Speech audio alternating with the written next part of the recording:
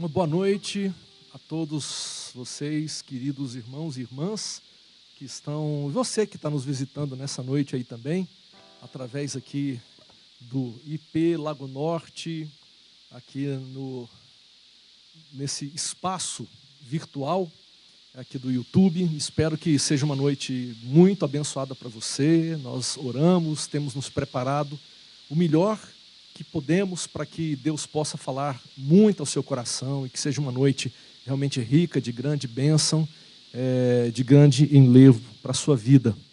E nós estamos aqui então como equipe e nós vamos iniciar esse tempo agora de adoração ao Senhor com a leitura bíblica e uma oração com o presbítero Walter Genari, que está lá na sua casa e que vai se comunicar com a gente aqui agora.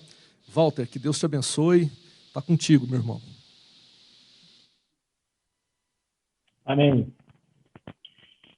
Boa noite, irmãos. Nós vamos fazer uma leitura no Salmo 68, dos versos de 1 a 10 e também os versos 32 a 35. Salmo 68, de 1 a 10 e 32 a 35. Diz assim o Salmo: Levanta-se, Deus, dispersam-se os seus inimigos. De sua presença fogem os que o aborrecem. Como se dissipa a fumaça, assim tu as dispersas. Como se derrete a cera ante o fogo, assim à presença de Deus perecem os iníquos. Os justos, porém, se regozijam, exultam na presença de Deus e folgam de alegria. Cantai a Deus, salmodiai o seu nome, exaltai o que cavalga sobre as nuvens, Senhor é o seu nome, exultai diante dele. Pai dos órfãos e juiz das viúvas, é Deus em sua santa morada. Deus faz que o solitário more em família, tira os cativos para a prosperidade, só os rebeldes habitam em terra estéril. Ao saíres, ó Deus, à frente do teu povo, ao avançares pelo deserto, tremeu a terra, também os céus gotejaram à presença de Deus. O próprio Sinai se abalou na presença de Deus, do Deus de Israel. Copiosa chuva derramaste, ó Deus, para a tua herança. Quando já ela estava exausta, tu a restabeleceste. Aí habitou a tua grei, em tua bondade, ó Deus, fizeste provisão para os necessitados. Agora, verso 32.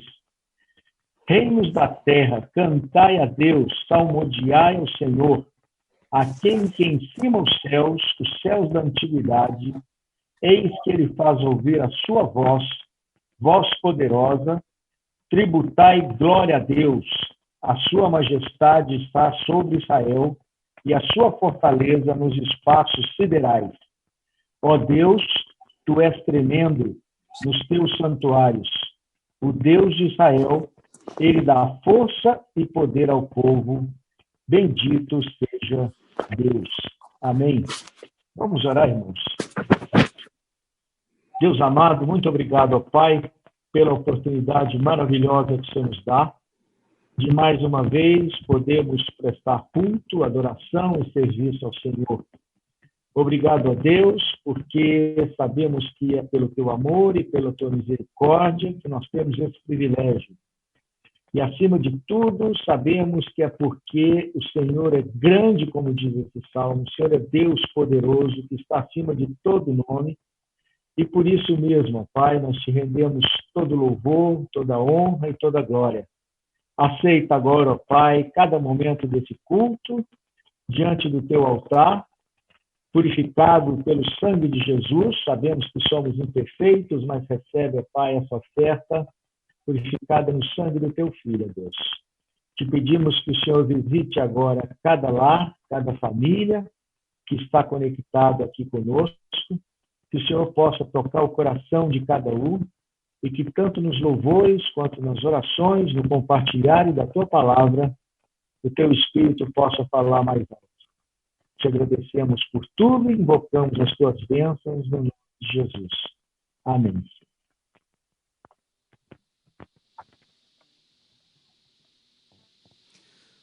Vamos então adorar o Senhor, cantando esse cântico que a gente ama tanto aqui na igreja, né? Que grande é o Senhor, muito digno de louvor.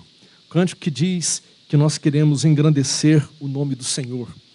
Como é que a gente pode tornar o nome de Deus maior? Impossível, né? Ele já é totalmente Deus completo em si mesmo, Deus maravilhoso. Mas o sentido é que a gente pode torná-lo grande à medida que, através do nosso testemunho, pessoas possam chegar a Ele e conhecer a sua graça e misericórdia. Esse é o sentido. É o que nós vamos cantar agora, então. Abra o seu coração, cante aí na sua casa, não só assista o culto na televisão, mas vamos cantar juntos essa canção. Chame sua esposa, seu esposo, seu filho, sua filha, e vamos cantar junto essa canção. A letra está aí, para ficar bem fácil. Grande é o Senhor e muito digno de louvor, na cidade do nosso Deus, seu santo monte. A alegria de toda a terra.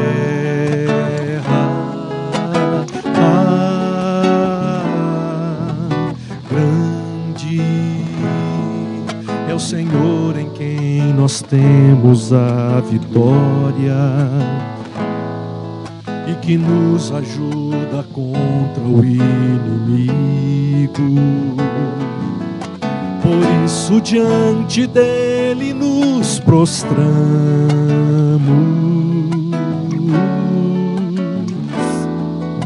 queremos o teu nome engrandecer e agradecer-te por tua obra em nossas vidas. Confiamos em teu infinito amor, pois só tu és o Deus eterno sobre toda a terra e céu.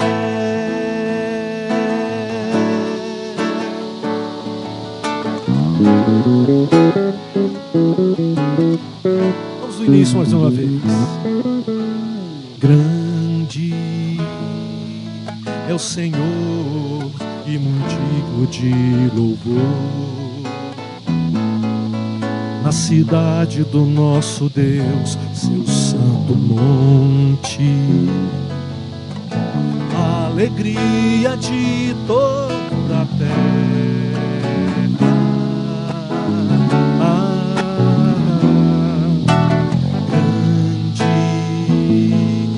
É o Senhor em quem nós temos a vitória e que nos ajuda contra o inimigo. Por isso diante dele nos prostramos. Queremos o teu nome, vamos lá.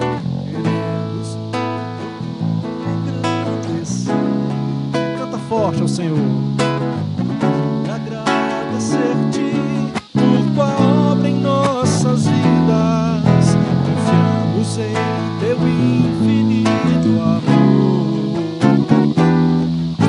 pois só tu és o Deus eterno sobre toda a terra e céu.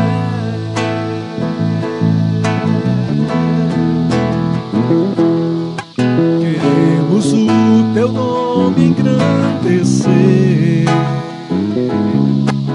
e agradecer-te por tua obra em nossas vidas. Confiamos em teu infinito amor, pois só tu és o Deus eterno sobre toda a terra e céu.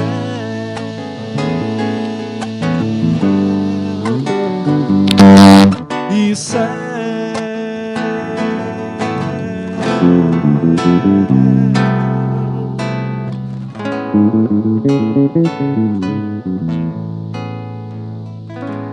É isso, Pato. Bom demais. Vamos continuar adorando a Jesus? Essa canção tem um tempo que a gente não canta, né? Fala sobre o Deus que leva para longe os nossos medos, os nossos temores,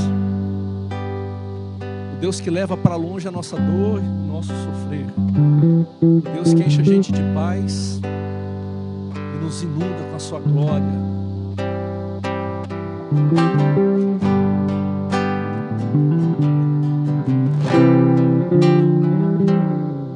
Só de ouvir tua voz, de sentir teu amor, só de pronunciar o teu nome,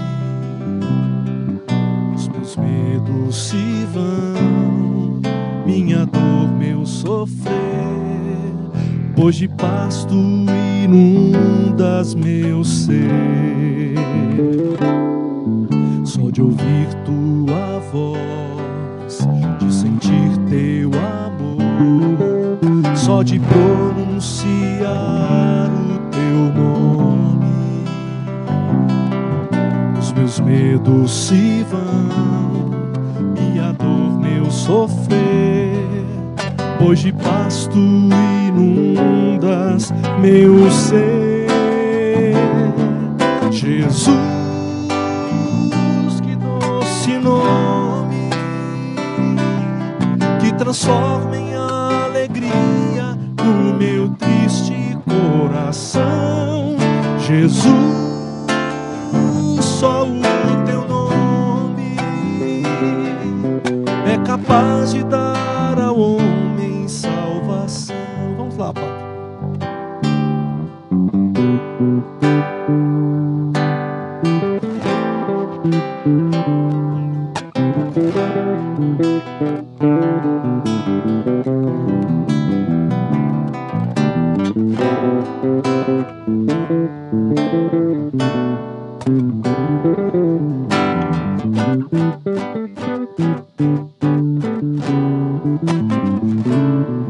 Só de ouvir tua voz, de sentir teu amor, só de pronunciar o teu nome, os meus medos se vão, minha dor, meu sofrer, pois de paz tu inundas meu ser. Jesus, que doce nome, que transforma em alegria o meu triste coração. Jesus, só o teu nome é capaz de dar ao homem salvação. Jesus, que doce nome. Jesus, que doce nome, que transforma em alegria o meu triste coração. Jesus, só o teu nome é capaz de dar ao homem salvação. É verdade, é capaz de dar ao homem salvação, é capaz de dar ao homem salvação.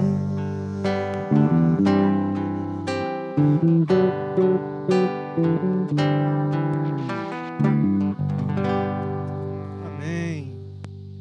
Vamos seguir louvando, dessa vez com um vídeo que tem sido preparado pela equipe de música aqui da igreja. A gente tem se esforçado para também no culto ter a participação de outros músicos, que fica difícil a gente ter uma equipe inteira, mas a gente tem conseguido fazer isso, cada um de sua casa.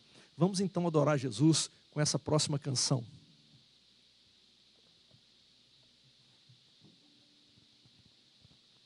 Oi, oi, oi, oi, oi, oi, oi, oi, oi, oi, oi, oi.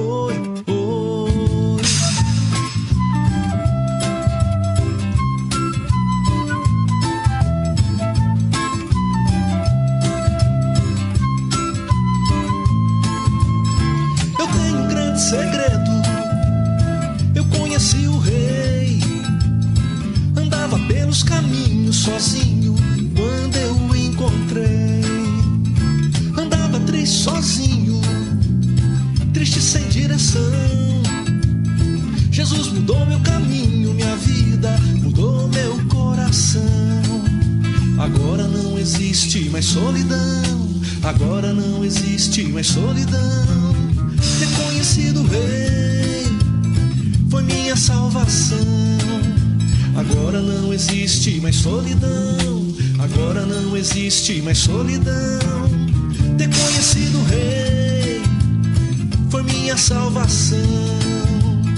Ter conhecido o Rei foi minha salvação.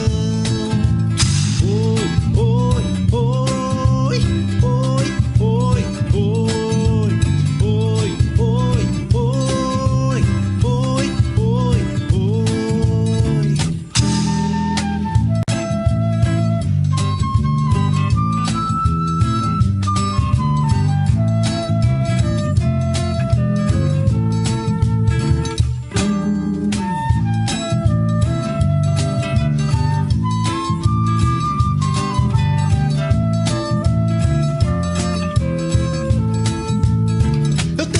Segredo, eu conheci o Rei. Andava pelos caminhos sozinho quando eu o encontrei. Andava sempre sozinho, triste sem direção. Jesus mudou meu caminho, minha vida, mudou meu coração. Agora não existe mais solidão, agora não existe mais solidão. Ter conhecido o Rei, foi minha salvação. Agora não existe mais solidão, agora não existe mais solidão. Ter conhecido o Rei Jesus, foi minha salvação. Ter conhecido o Rei, foi minha salvação. Oi, oi, oi, oi, oi, oi. Oi, oi, oi, oi, oi, oi, oi, oi, oi, oi, oi,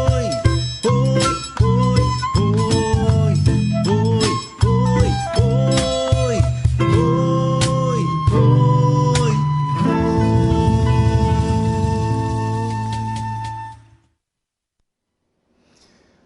Hoje à noite nós vamos meditar sobre um texto em 1 Pedro, capítulo 4, versículos 12 a 14, e também do capítulo 5, versos 6 a 11. Esse é o texto que o calendário litúrgico nos propõe para hoje, e é o que a gente vai meditar. Nós estamos exatamente pensando sobre essa igreja que após a Páscoa está realizando e fazendo a obra do Senhor e sendo intensa nessa atividade de propagação do Evangelho e de ministração da palavra de salvação aos quatro cantos da terra. Essa carta é uma carta belíssima, muito apropriada para os nossos dias, e eu gostaria de fazer a leitura dos versículos bíblicos agora dela, e peço a você que você me acompanhe. 1 Pedro, primeira carta de Pedro, capítulo 4, inicialmente versos 12 a 14. A palavra diz assim: Amados, não se surpreendam com o fogo que surge entre vocês para os provar, como se algo estranho lhes estivesse acontecendo. Mas alegrem-se à medida que participam dos sofrimentos de Cristo, para que também, quando a sua glória for revelada, vocês exultem com grande alegria. Verso 14. Se vocês são insultados por causa do nome de Cristo, felizes são vocês, pois o Espírito da glória, o Espírito de Deus, repousa sobre vocês. Agora indo para o capítulo 5 de 1 Pedro, primeira carta de Pedro, os versículos 6 a versículo 11, dizem o seguinte: Portanto, humilhem-se debaixo da poderosa mão de Deus, para que ele os exalte no tempo devido. Lancem sobre ele toda a sua ansiedade, porque ele tem cuidado de vocês. Estejam alertas e vigiem. O diabo, o inimigo de vocês, anda ao redor como leão, rugindo e procurando a quem possa devorar. Resistam-lhe, permanecendo firmes na fé, sabendo que os irmãos que vocês têm em todo o mundo estão passando pelos mesmos sofrimentos. O Deus de toda graça, que os chamou para a sua glória eterna em Cristo Jesus, depois de terem sofrido durante um pouco de tempo, os restaurará, os confirmará, lhes dará forças e os porá sobre firmes alicerces. A Ele seja o poder para todo sempre. Amém. Vamos orar? Obrigado, Senhor, pela Tua palavra que temos aberto diante de nós. Obrigado pelo Teu Espírito Santo que nos ensina, que nos ajuda na compreensão da palavra e dos mistérios do Teu reino. E eu peço ao Senhor que nessa noite, por graça e misericórdia, o Senhor fale ao nosso coração.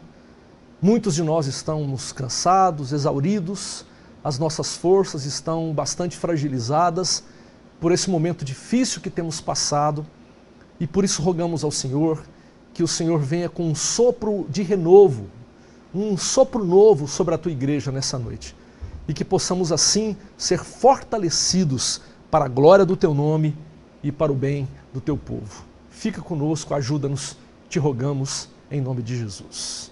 Amém. Amém. Como eu disse, é uma belíssima carta, muito apropriada para os nossos tempos. Ela foi escrita por Pedro, com a ajuda de Silvano, diz o capítulo 5, versículo 12. E isso parece bastante claro aos olhos dos estudiosos pela forma como ela foi redigida, com um excelente estilo grego e com uma refinada qualidade literária. Pedro, como a gente sabe, ele era um pescador e talvez por si só ele não tivesse como realizar uma bela peça como essa carta saiu.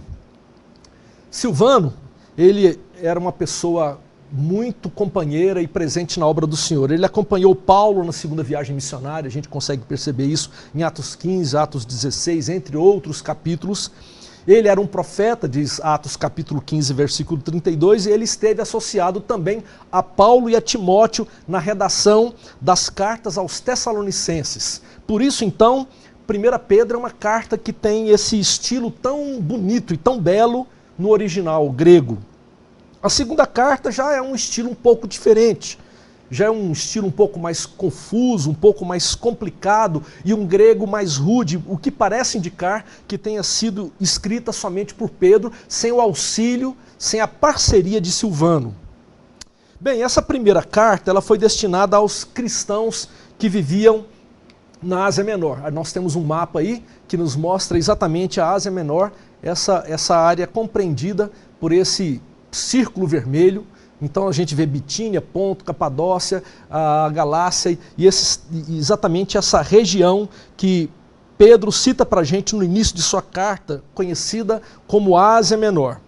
Pedro diz que quem vivia aí, a igreja que vivia aí, era gente que estava como peregrino disperso. Em algumas traduções apresentam como estrangeiros. Portanto, é uma carta que traz muitas alusões a perseguições que estavam ocorrendo naqueles dias a cristãos por causa de sua fé. E desde os primeiros versículos aqui de 1 Pedro, isso fica bastante claro. Para a gente ter uma ideia, a carta ela traz ao todo 16 referências às palavras sofrimento e sofrer. Dessas, 7 fazem referência ao sofrimento de Jesus, enquanto que 9 delas fazem referência ao sofrimento da igreja. Portanto, é uma carta feita e escrita para a igreja que sofre. Pedro escreve no sentido de animar os cristãos que estão vivendo debaixo de terríveis provações. Essa carta é uma carta de alento aos irmãos que estão sofrendo. Ela foi escrita no ano de 63, depois de Cristo, e em 64, ou seja, um ano depois, a história registra que Nero, o imperador, e essa imagem que eu estou mostrando fala sobre isso, Nero, o imperador romano, explode numa ira dura e numa perseguição pesada contra os cristãos. Se você olha bem no canto direito da tela, aqui nesse canto, você vai perceber aqui vários cristãos sendo pendurados em postes e eles seriam então incendiados como uma forma de iluminar os caminhos para que Nero pudesse fazer os seus passeios noturnos pelos espaços ali dos jardins do palácio. Muitos foram mortos, muitos sofreram sendo lançados em covas de leões, muitos foram colocados em postes e queimados, iluminando o pátio. E nós vemos que a igreja sofreu sobremaneira nesse período. Enquanto a luxúria corria, enquanto eles se gabavam, comiam, bebiam, viviam numa licenciosidade sexual terrível, a gente vê que os cristãos sofriam dura perseguição. Meus irmãos, em tempos de pandemia, em dias de confusão social e política, quando a vida para alguns se torna preciosa demais pelos riscos que correm, especialmente por conta de uma doença terrível que está aí, um vírus terrível que está aí. E enquanto isso, para outros, a vida não vale nada, ou não passa apenas de... são contabilizadas apenas como estatísticas, onde CNPJ ou CPF, tanto faz. Nesses dias de grande sofrimento, eu quero dizer para você que essa carta tem muito a nos dizer. Essa carta traz para a gente orientações muito sérias. John Stott escreveu que a tentação de negar a necessidade de sofrimento é muito sedutora para a igreja. Ele diz que, inclusive, é muito mais atraente crer num Cristo que nos livra do sofrimento do que crer num Cristo que nos livra através do sofrimento. Nós fazemos parte de uma geração que tenta, de todas as formas, evitar a dor e o sofrimento. Nós fazemos isso por meio de anestésicos, fazemos isso através do lazer excessivo, das atividades em excesso, do abandono de nossas responsabilidades e compromissos com o trabalho, com a família. Muitos se separam porque não querem viver debaixo de algum sofrimento. Esses exemplos, dentre tantos outros, são tentativas de uma sociedade atual de fugir da realidade e formas de aplacar a dor da realidade que nos acomete. No entanto, a carta de Pedro nos desafia ao dizer que a igreja ela foi chamada ao sofrimento com Cristo. 1 Pedro, capítulo 2, versículo 21, nos diz o seguinte: para isso vocês foram chamados, pois também Cristo sofreu no lugar de vocês, deixando-lhes exemplo para que sigam os seus passos. Nós precisamos mudar a nossa postura diante das dificuldades que a vida nos apresenta. Nós precisamos aprender a lidar com o sofrimento como algo importante da parte de Deus para nos transformar naquilo que Ele deseja. Vamos dar uma olhada na vida de Pedro? Vamos fazer um breve apanhado da vida de Pedro e que a vida de Pedro nos ensina acerca do sofrimento. Em primeiro lugar, a gente vê que Pedro era um pescador. Essa imagem nos mostra Pedro juntamente com o seu irmão André e os irmãos Tiago e João. Eles todos viviam da pesca.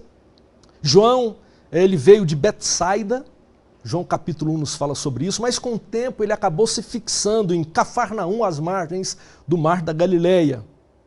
Pedro era um galileu, e a Galileia era uma região próspera, ficava e fica ao norte de Israel, era um lugar onde as esperanças messiânicas revolucionárias brotavam com muita força. Eles esperavam a vinda do Messias, que iria acabar de vez com a força política romana. E Pedro provavelmente compartilhava dessa expectativa. Ele e André ouvem falar de João Batista e tornam seus discípulos. Mas pouco depois eles ficam sabendo que Jesus é um profeta. E eles tornam seus seguidores. João capítulo 1, verso 41. Com o tempo, Pedro reconhece que Jesus era mais que um profeta. E aos pés do Monte Hermon, ele reconhece Jesus Cristo como Messias. Isso nos diz Mateus 16, verso 16. Imagine o que passava pela cabeça de Pedro nesse momento. Estou diante do Messias político, aguardado, anunciado pelas Escrituras, aquele que irá destruir o poderio romano de uma vez por todas, aquele que vai colocar para fora todo o Império Romano.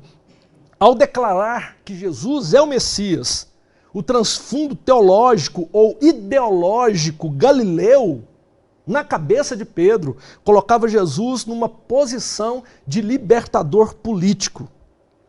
Porém, lá naquele monte, logo após ele reconhecer que Jesus é o Messias, e Jesus dizer que sobre Pedro, a pedra e os demais, ele levantaria a sua igreja, como nós estamos, os demais apóstolos, ele levantaria a sua igreja, como está representado aí, e como o próprio Pedro diz em sua carta, Pedro ouve Jesus dizer uma coisa que não lhe agrada. Jesus diz que seria necessário ir para Jerusalém. Jesus diz a Pedro que seria necessário sofrer muitas coisas dos anciãos. Pedro ouve Jesus dizer que seria necessário a sua morte, o seu sepultamento, mas ele ressuscitaria. Mateus capítulo 16, versículo 21. E Pedro não consegue entender isso. Pedro não consegue processar em sua mente, ele não consegue lidar com a ideia de um Messias fracassado, um Messias que morre. Porque o Messias jamais viera ou tinha vindo para reinar. Ou melhor, ele tinha vindo para reinar e jamais ele tinha vindo para morrer. Essa é a ideia. Como o Messias, logo após ser reconhecido como Messias pelos seus discípulos, pelos seus apóstolos, agora ele diz que vai morrer. Por isso é que em Mateus capítulo 16, Pedro retruca de uma forma dura. Isso de modo algum te acontecerá, Senhor. E Jesus então o repreende de forma ainda mais dura, dizendo, arreda Satanás, porque você não cogita das coisas de Deus, você cogita das coisas dos homens. E é interessante que Pedro, que antes era chamado de pedra fundante, alguns versículos antes, agora ele se torna pedra de tropeço. Pedro ali, em nome de Satanás, ele estava propondo a Cristo que o sofrimento deveria ser negado, pois sofrimento era visto como derrota. Então perceba que isso estava muito forte ainda na cabeça de Pedro. Uma semana depois, nós vemos agora Pedro, ele vai para um alto monte e lá ele vê Jesus Cristo transfigurado ao lado de Moisés e de Elias, e ele está acompanhado de outros 2 apóstolos. E aí Jesus, ele vê aquilo e fala, não é, tá vendo? É ele, é o Messias, é o vencedor. Olha só, está dialogando com Moisés, está dialogando com Elias.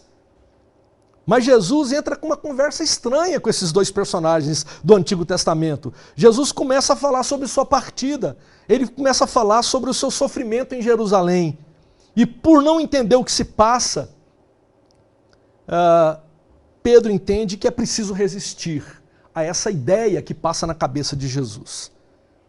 Quando chega o momento da prisão, ou um pouco antes, há a ceia, você sabe muito bem, e Jesus então se coloca como servo dos irmãos, ele se coloca como servo ali dos seus discípulos, dos seus apóstolos, e ele passa a lavar os pés de cada deles, numa posição de servo, e Pedro falou, olha, para aí Jesus, jamais o Senhor vai lavar o meu pé, o Senhor é o Messias. E Jesus falou assim, aquele a quem eu não lavar o pé não fará parte comigo no reino. Ele falou, não, então me dá um banho completo, porque Pedro é assim, ele é 8 ou 80, com ele não tem meio termo. E ele então, radicalmente, ele fala, então quero um banho completo, mas Jesus fala, não, basta lavar os seus pés.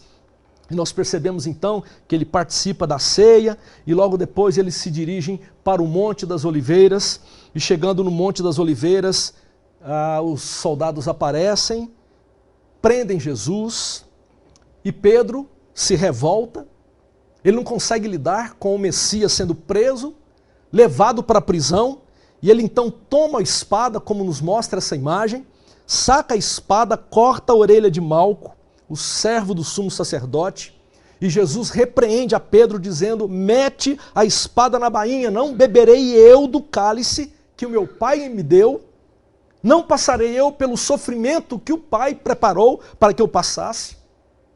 E nós vemos então agora Pedro tomado por dúvidas.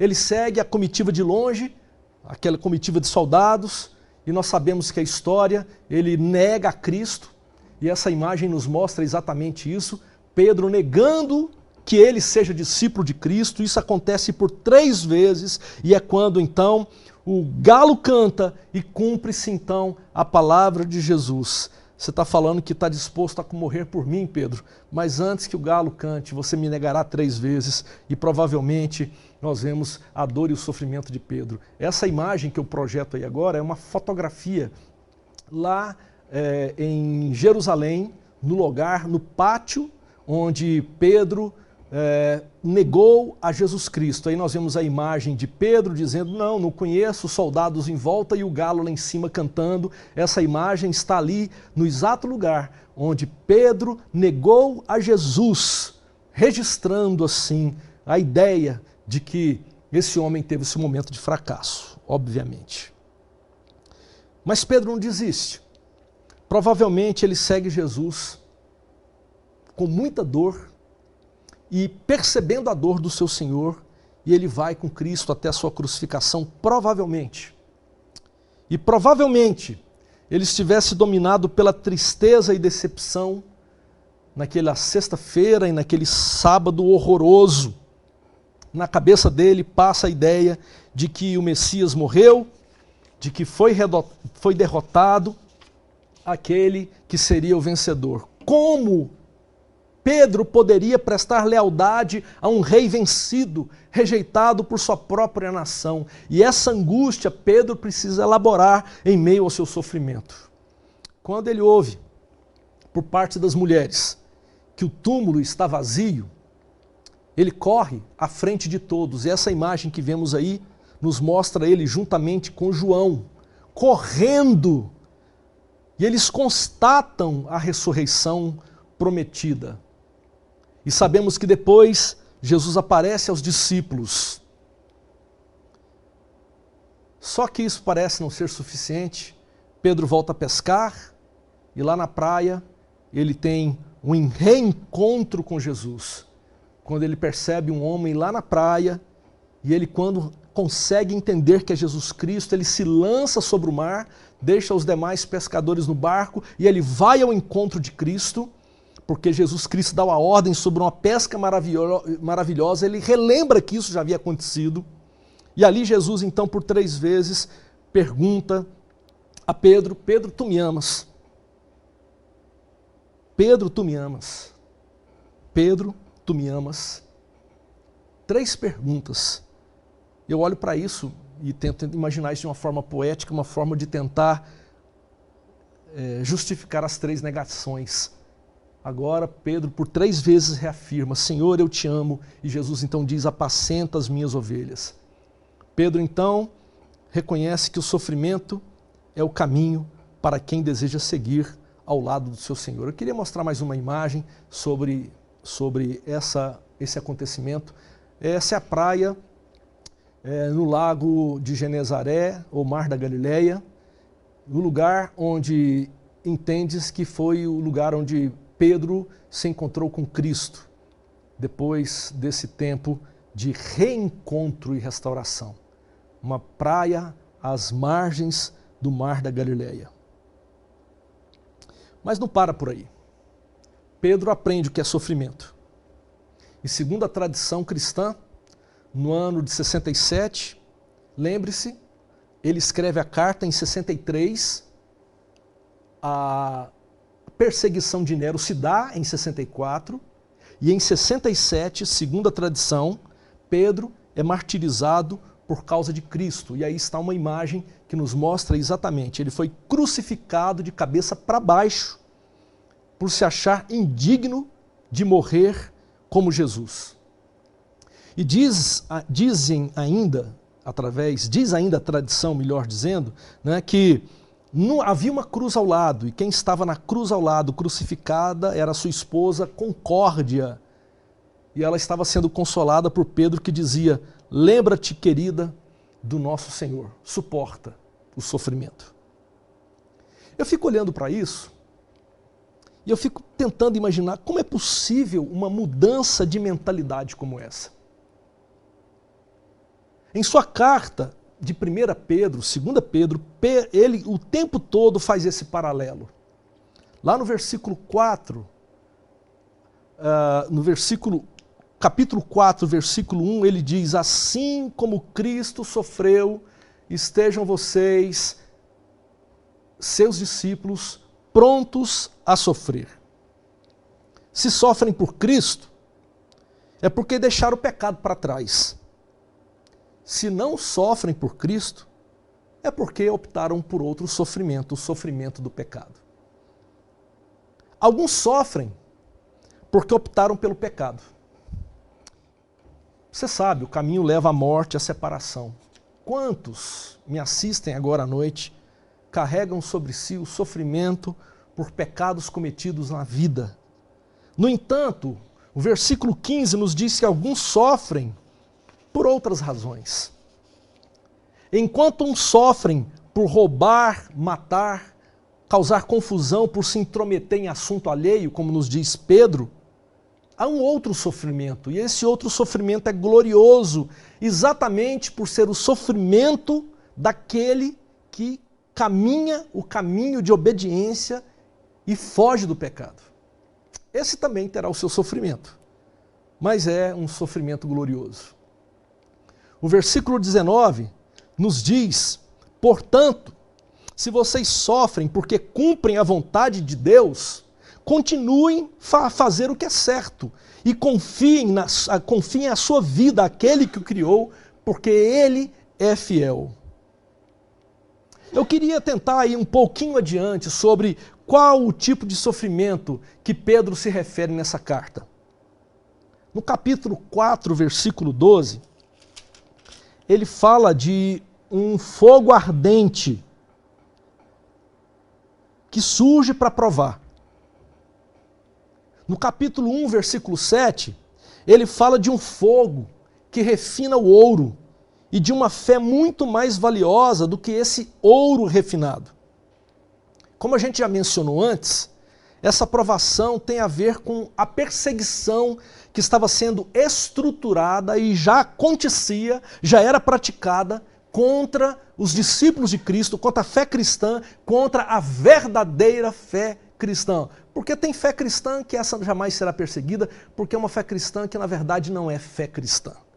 Ela se passa, mas não é. Pedro menciona que os cristãos, por conta dessa perseguição, eles haviam se espalhado pelas 5 províncias da Ásia Menor.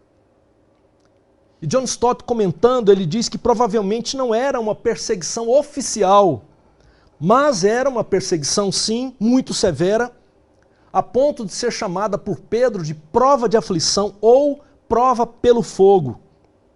E não era um sofrimento apenas pontual, local, era um sofrimento que se espalhava pelo mundo. Onde havia cristão no Império Romano, esse sofrimento estava ao encontro deles. O capítulo 5, versículo 9, fala de um sofrimento que é compartilhado por todo aquele que ama Jesus e é seu discípulo. Alguns pontos se tornam interessantes para a gente entender esse sofrimento. Pedro diz que está escrevendo de Babilônia, capítulo 5, verso 13. Babilônia? Obviamente, sabemos que não é literal, ele está se referindo aqui a Roma. Provavelmente, o centro do poder naqueles dias, aliás, certamente Roma era o centro do poder naquele dia, mas ele estava funcionando como centro de oposição mundial a Deus, como Babilônia havia sido nos dias do exílio de Judá. Naqueles dias havia uma forte pressão ao culto imperial. E essa imagem nos mostra novamente essa ideia. A adoração do imperador como divindade. Os estudos mais antigos dizem que era uma prática imposta por Roma, que todos os cidadãos do império deveriam adorar Roma e adorar ao imperador romano. As autoridades romanas estabeleciam templos de adoração a Deus, a Roma, e exigiam que as pessoas de todo o império oferecessem ali incenso ao imperador. No entanto, mais recentemente, estudos constataram que, na verdade, era um movimento popular e que era incentivado pelas autoridades, porque a autoridade gosta de incentivar movimentos populares que falem bem dele.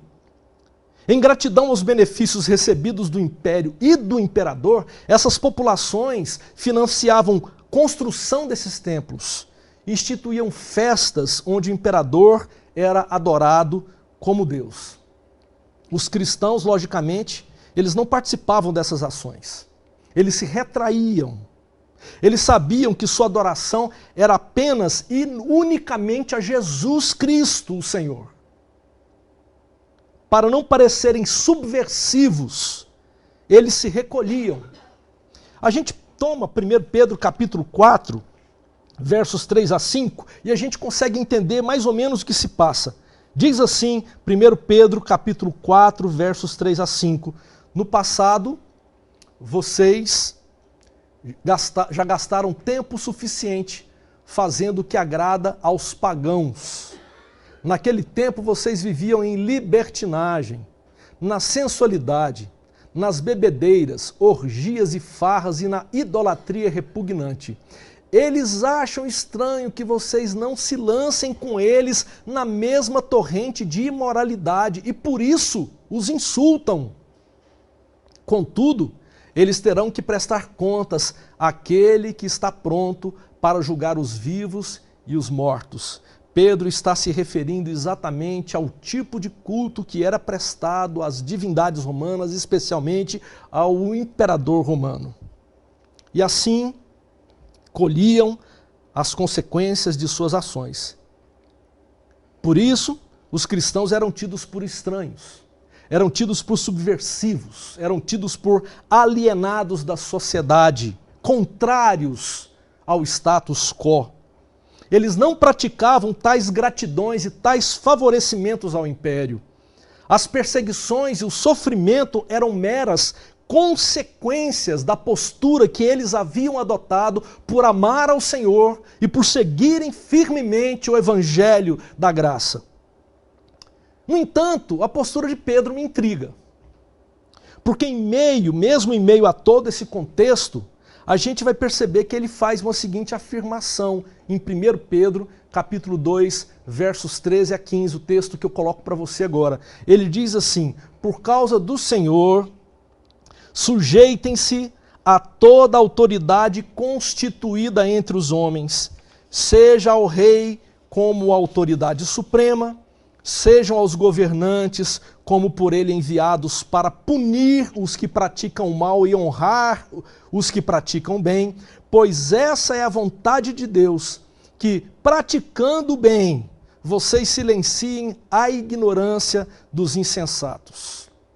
E ainda no versículo 17, ele fala: tratem a todos com o devido respeito, amem aos irmãos, temam a Deus e honrem o rei.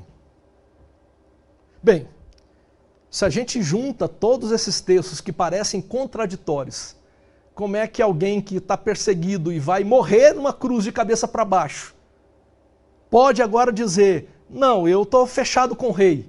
É claro que as coisas não se fecham. É certo que Pedro não confiava nos governantes, como diz aí o texto. Pedro não confiava nos governantes. Pedro confiava no Senhor, e ele sabe que todos, inclusive os governantes que foram constituídos, segundo Pedro reconhece, pela vontade do Senhor, um dia, esses terão que prestar conta de suas ações. Porém, no que depender dos verdadeiros cristãos, embora perseguidos e prestes a morrer por sua fé em Jesus, Eles deveriam sujeitar-se às autoridades constituídas, praticando o bem e silenciando os ignorantes, porque o que mais tem é ignorante que precisa ser silenciado. Deveriam tratar a todos com respeito, amando os irmãos, temendo somente a Deus e honrando o rei. Pode parecer contraditório. Por que então eles estavam sendo perseguidos, se a postura era essa? Se deveriam se sujeitar ao rei, por que que eles estavam sendo mortos? Porque essa sujeição, queridos, tem os seus limites. Quando a voz dos reis e dos governantes se levantam, ignorando e se contrapondo à voz de Deus, quando são contrárias à voz do Criador e à revelação bíblica, essas vozes devem ser ignoradas e descumpridas. Pedro e os discípulos de Cristo Jesus, dos primeiros séculos, jamais deixaram de prestar cultos ao Senhor, embora isso lhes custasse a vida. No capítulo 2, versículo 16, Pedro está dizendo: vivam como pessoas livres, mas não usem a liberdade como desculpa para fazer o mal, o que é contrário à vontade de Deus. Vivam como servos de Deus. Vivam como pessoas livres, não debaixo de cabrestos, mas não usem dessa liberdade como desculpa para fazer o mal. Vivam como servos de Deus.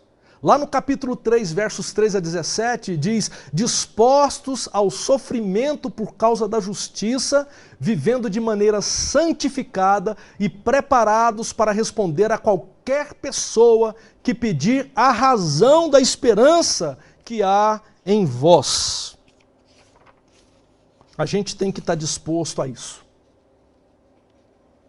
Devemos estar dispostos ao sofrimento por causa da justiça. Bem, Cristo nos deixou o exemplo. Essa é a ideia que a palavra de Deus nos coloca. Versículos 22 e 23, nós encontramos: ele, Jesus, não cometeu pecado algum e nenhum engano foi encontrado em sua boca. Quando insultado, não revidava, e nós sabemos que ele sofreu insultos. Quando sofria, não fazia ameaças, mas entregava-se àquele que julga com justiça, o Pai. É exatamente esse o exemplo que Jesus nos traz nesse momento que temos vivido da história. E foi o exemplo que os discípulos de Cristo, no início da caminhada, assumiram e abraçaram. Embora os cristãos da Ásia Menor fossem perseguidos, havia uma ética cristã que deveria conduzi-los nas suas atitudes. Embora governados por um imperador tirano e déspota, tido por divino, vindo dos céus, segundo a compreensão de muitos, eles deveriam se submeter primeiramente ao Senhor, sabendo que desse Senhor vem a última palavra e que todos os demais, inclusive governantes, reis, príncipes, imperadores, lideranças quaisquer que sejam, juízes, pastores, todos serão julgados, porque Deus entrega a eles a possibilidade de governos, e esses um dia terão que prestar contas ao Senhor sobre a maneira como governaram. Portanto, esse é o contexto do sofrimento do povo, dos cristãos do primeiro século, nos dias de Pedro. Sofrimento que custou a vida de muita gente, inclusive do próprio Pedro. Nós estamos em dias em que o nosso país está em convulsão. Conforme a gente vê aí, imagens horrorosas desses tempos. Pandemia, conflitos políticos, dificuldades financeiras, falências de empresas, desespero de muitos, uma solidão, hospitais lotados. E nesse momento as opiniões se dividem.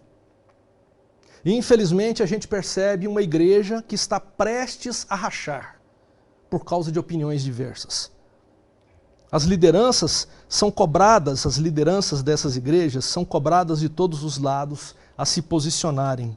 De que lado você está? Decida-se. Enquanto isso, muitos sofrem, um sofrimento difícil de ser explicado, uma angústia da alma, um cansaço da vida, um cansaço das exigências que esse tempo tem lançado sobre todos nós. E a gente fica sem saber diante o que agir, como proceder diante de uma situação tão complexa e complicada como a que estamos vivendo.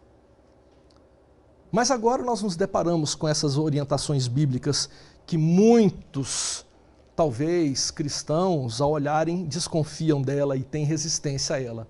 Mas ela é a palavra do Senhor nos orientando a uma caminhada segundo o propósito divino. Como é que a gente deve enfrentar o atual sofrimento? Eu vou concluir trazendo aqui algumas orientações rápidas que 1 Pedro, capítulo 5, nos apresenta nos versículos 6 em diante. Em primeiro lugar, você deve enfrentar o atual momento se humilhando sob o grande poder de Deus. Humilhe-se sobre o grande poder de Deus e Ele o exaltará. Pedro aqui está nos dizendo com todas as letras que as provações do fogo ardente não devem ser vistos como algo estranho. Nós devemos nos preparar para enfrentar os sofrimentos. Ao invés de permitir que a arrogância nos domine, o texto bíblico nos ensina que essa manifestação da carne que pulula dentro da gente, quando a gente já tem resposta pronta na ponta da língua e muitas vezes somos ofensivos, agredimos as pessoas, a palavra do Senhor diz: humilhe-se sobre o grande poder de Deus. Humilhe-se. Esse é o tempo de se humilhar e o Senhor nos exaltará no tempo devido. Devemos enfrentar o sofrimento humilhando-nos a nós mesmos, sob o poder de Deus. Em segundo lugar, devemos enfrentar o sofrimento entregando ao Senhor as nossas ansiedades. O sofrimento deixa a nossa alma exasperada, ansiosa. A gente fica angustiado. Uma vontade de dormir, uma vontade de morrer, uma vontade de sair desse mundo. Mas Pedro está dizendo para a gente: o Senhor cuidará de vocês. Descansem nele, entreguem a ele as suas ansiedades. Quanto mais desejar ter o controle da sua vida no tempo do sofrimento, mais angustiado e ansioso você estará. Entregue o domínio de todas as coisas nas mãos daquele que dirige a vida, que coordena o mundo, nas mãos do Senhor.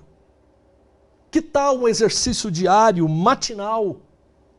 Ao levantar pela manhã, vá para um canto e ali derrame sua alma na presença do Senhor e tudo aquilo que te preocupa, tudo aquilo que te torna ansioso, diga para o Senhor. Confesse, entregue a Ele as suas ansiedades. E Ele cuidará de você. É uma promessa da palavra. A forma de lidar com esses sofrimentos é por meio da alegria, nos diz o capítulo 4, versículo 13. A gente até cantou isso. Um Deus que tira o nosso sofrimento e dor e derrama a sua alegria sobre o nosso coração. Não falo aqui, o texto bíblico não fala de uma alegria alienada, mas da alegria que nós vemos ao participar dos sofrimentos de Cristo. Olha o versículo 13 do capítulo 4. Mas alegrem-se à medida que participam dos sofrimentos de Cristo, para que também, quando a sua glória for revelada, vocês exultem com grande alegria. Ao invés de sermos dominados pela ansiedade, o texto bíblico nos ensina a entregarmos nas mãos do Senhor a nossa ansiedade, para que a gente possa experimentar a alegria do Senhor, que é a nossa força. Em terceiro lugar, o texto bíblico nos apresenta: esteja atento, pois esta é a oportunidade que o diabo agirá. E ele já tem agido. Quando somos tomados pelos nossos piores sentimentos, o diabo encontra porta aberta, ocasião oportuna para entrar e agir na vida pessoal, na família, na igreja, na sociedade, no trabalho. Agir na carne é oportunidade para o diabo semear discórdias, aflições e rupturas. Portanto, ao invés de se tornar agressivo, de se tornar beligerante, de se tornar uma pessoa amarga, ferina, porque você não consegue lidar com o sofrimento, entregue nas mãos do Senhor e entenda que essa é uma oportunidade que o diabo vai querer tirar de você as preciosidades que o Senhor colocou em suas mãos. Fique esperto, esteja atento. E em quarto e último lugar, o texto bíblico nos ensina: permaneçam firmes, fortaleçam-se na fé, porque vocês não estão sozinhos. Se você acha que sofrimento ninguém pode compreender, porque o sofrimento seu é seu, eu quero que você entenda que muitos estão sofrendo como você está sofrendo nesse exato momento. O texto bíblico nos fala que tem muita gente passando pelo mesmo sofrimento que você está passando ao redor do mundo inteiro. Não é só em Brasília, não é só no seu bairro, não é só no Brasil. O mundo está sofrendo um sofrimento comum. Portanto, olhe ao lado, contempla o sofrimento do seu irmão, veja o sofrimento da sua irmã, perceba aqueles que sofrem nesse momento, aqueles que estão perdendo seus entes queridos, aqueles que estão perdendo seus negócios, aqueles que não têm o que comer. Perceba o sofrimento e seja forte, não fraqueje, siga firme no Senhor, estendendo a sua mão ao que sofre, como você está sofrendo. A oração, a meditação, a leitura da palavra de Deus são instrumentos oportuníssimos para esse momento que nós estamos vivendo agora.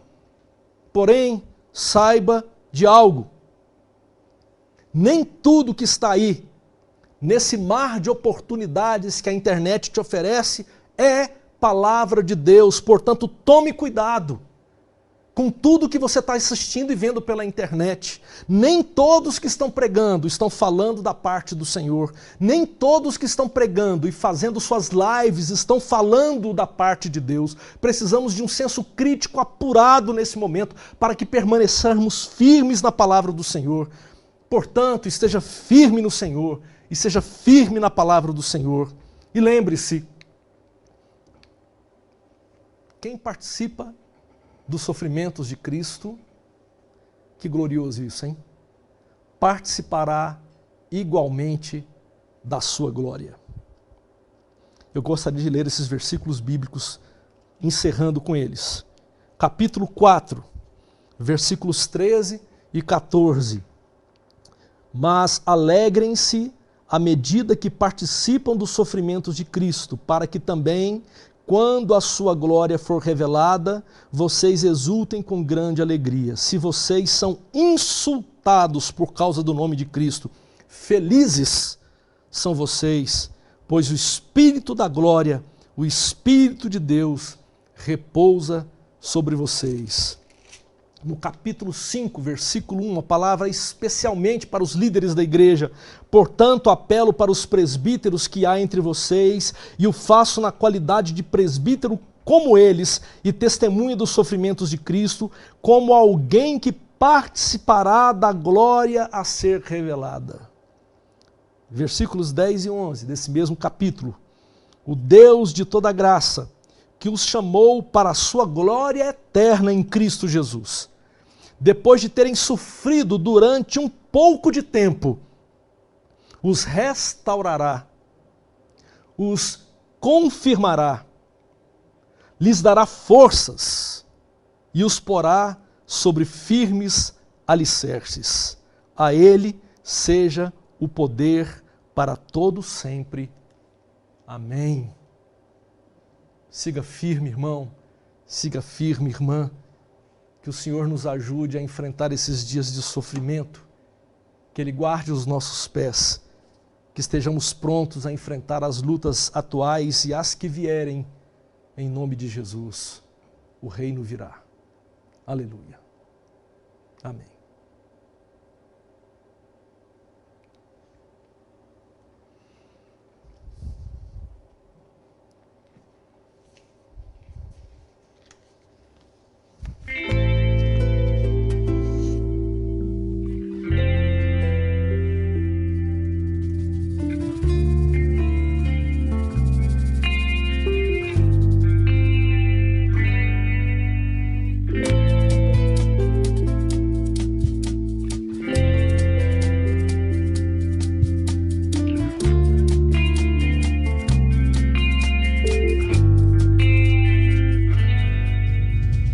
Vem e sopra sobre nós teu sopro, reunidos nesse ajuntamento, honra e santifica este momento com a tua igreja que é teu povo. Faz teu rio de paz correr no meio destes que por fé vem bendizer-te e a uma voz oferecer-te seus louvores, súplicas e anseios. Senhor de toda a glória, hoje sempre como foste outrora, no correr da história, revelando seu amor. Deus bendito, Rei e Salvador. Deus bendito,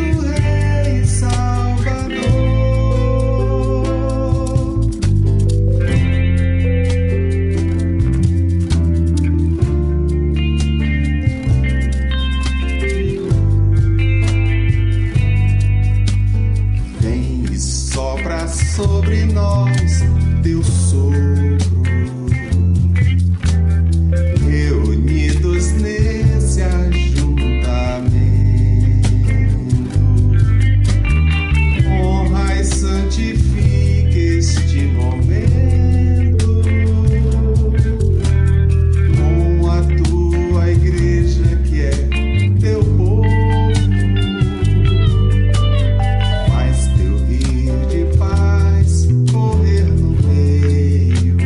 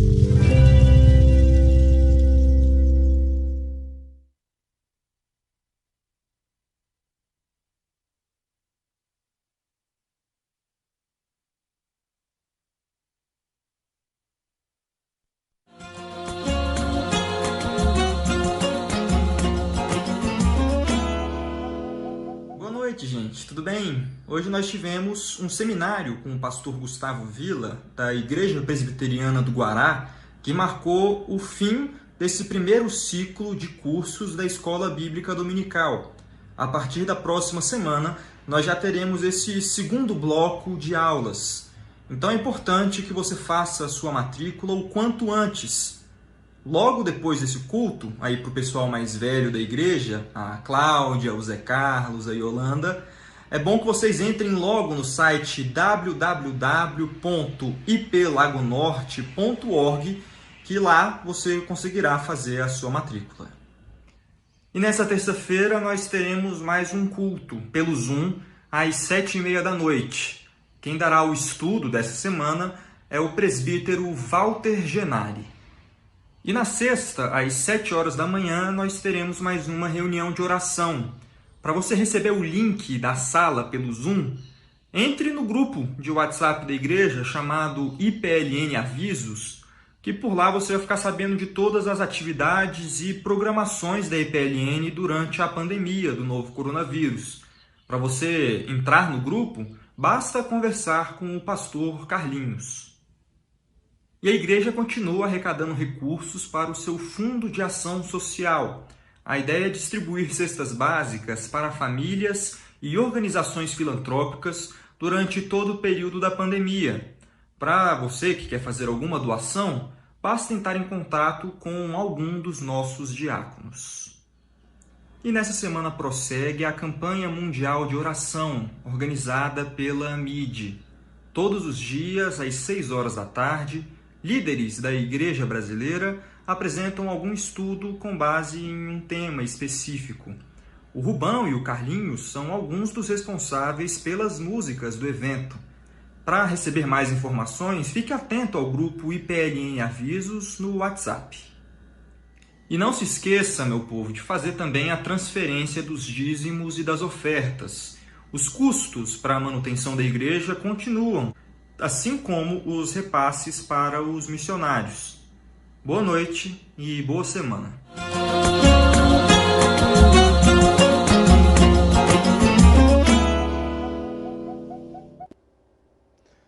Nós vamos orar agora, nesse momento, encerrando o nosso tempo de adoração, de culto comunitário, na presença de Deus, e nós vamos colocar as nossas vidas diante do Senhor.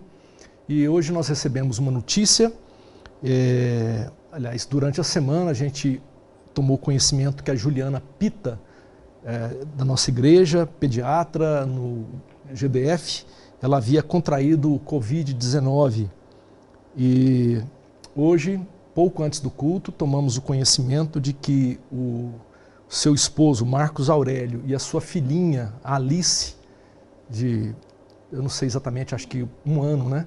Os dois também foram diagnosticados com Covid-19. Então, parece-me que Marcos Aurélio e Alice estão assintomáticos. Vamos orar por essa família. É o primeiro caso de alguém da nossa igreja que contrai o Covid-19. Vamos colocar a vida desses irmãos diante do Senhor. Vamos rogar para que Deus os cure, os proteja e que o Senhor continue operando de tal maneira que outros sejam livres dessa doença terrível. Nós vamos também agradecer a Deus pelo aniversário do Bruno, que hoje está completando mais 1 ano de vida. Tive a oportunidade de conversar com ele hoje à tarde e nós vamos orar também. Então, a Ângela Ramos, a Marcinha está me dando a dica aqui também, que a Ângela Ramos aniversaria hoje também. Então nós vamos orar pela Ângela. Vamos então clamar a presença do Senhor. Obrigado, Senhor, por essa noite, por esse tempo que estivemos aqui reunidos, pela Tua palavra que foi ouvida, pelos louvores que Te foram prestados.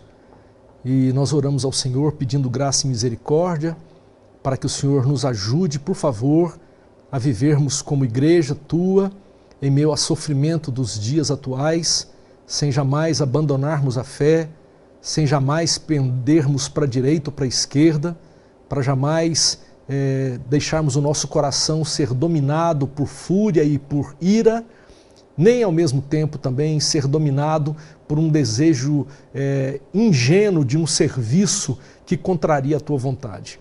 Oramos para que o Senhor mantenha a Tua igreja no prumo, por favor. E sabemos que tudo isso redundará em sofrimento, mas nós queremos sofrer o bom sofrimento para a glória de Cristo Jesus. Abençoa os meus irmãos e as minhas irmãs nessa semana, que todos sejam guardados por Ti, que o Senhor os auxilie e os abençoe. Apresentamos diante do Senhor a vida da Juliana, do Marcos Aurélio e da Alice. Rogamos, ó Pai de misericórdia, Deus de amor, que o Senhor visite essa casa e que o Senhor cure essa família em nome de Jesus. Por favor, Senhor. Ao mesmo tempo, glorificamos o Senhor pelo aniversário do Bruno e da Ângela e rogamos que a Tua bênção esteja sobre os Teus filhos. Que o Senhor nos guarde, que o Senhor guarde a nossa cidade, que o Senhor lance luz sobre o nosso país, que o Senhor tenha misericórdia do nosso mundo e com o Teu poder o Senhor sopre esse vírus para longe, trazendo paz, liberdade e trazendo cura para as nações. É o que nós te pedimos e te rogamos em nome de Jesus. E agora, queridos, que a graça do Senhor Jesus, o amor de Deus o Pai, a comunhão e o consolo do Espírito Santo de Deus repouse sobre a sua vida, sobre sua casa e sobre todo o Israel do Senhor espalhado sobre a face da terra, desde agora até o dia glorioso em que Jesus voltará para buscar a sua igreja, o dia da vitória. Aleluia. Amém. Deus te abençoe. Tenham todos uma boa semana e vamos ficar com essa música que nos inspire a seguirmos firmes com o Senhor. Deus abençoe.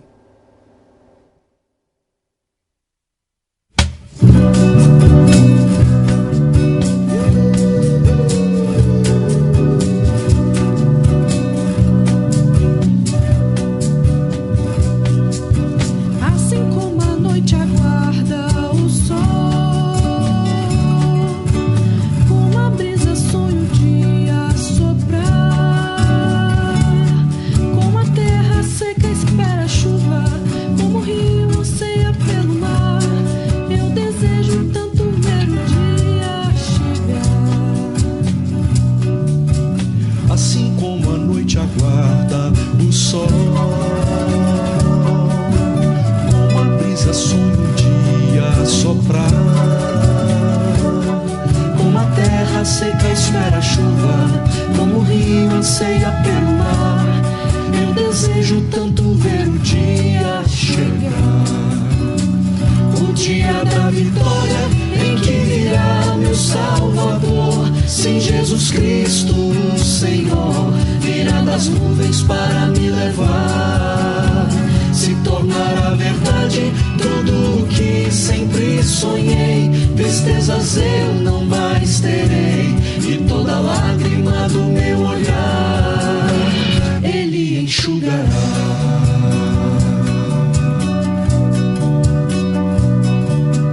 Braços levantados livres do mal,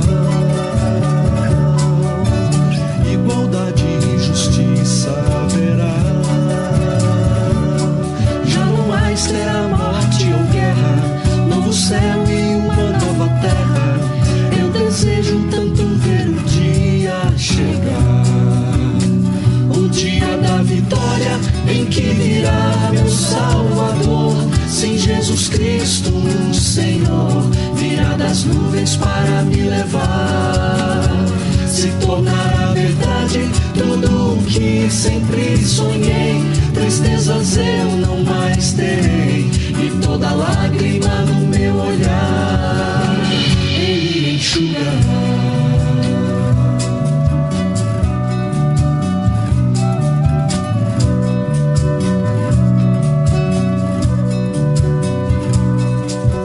Braços levantados livres do mal,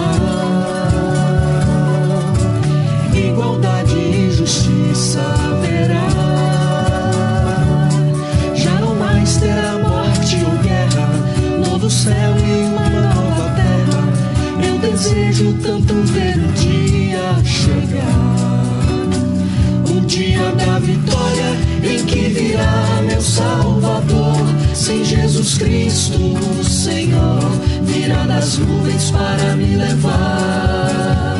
Se tornará verdade tudo o que sempre sonhei. Tristeza tristezas eu não mais terei, e toda lágrima do meu olhar Ele enxugará. O dia da vitória em que virá meu Salvador, sim, Jesus Cristo, o Senhor, virá nas nuvens para me levar. Se tornará verdade tudo o que sempre sonhei, tristezas eu não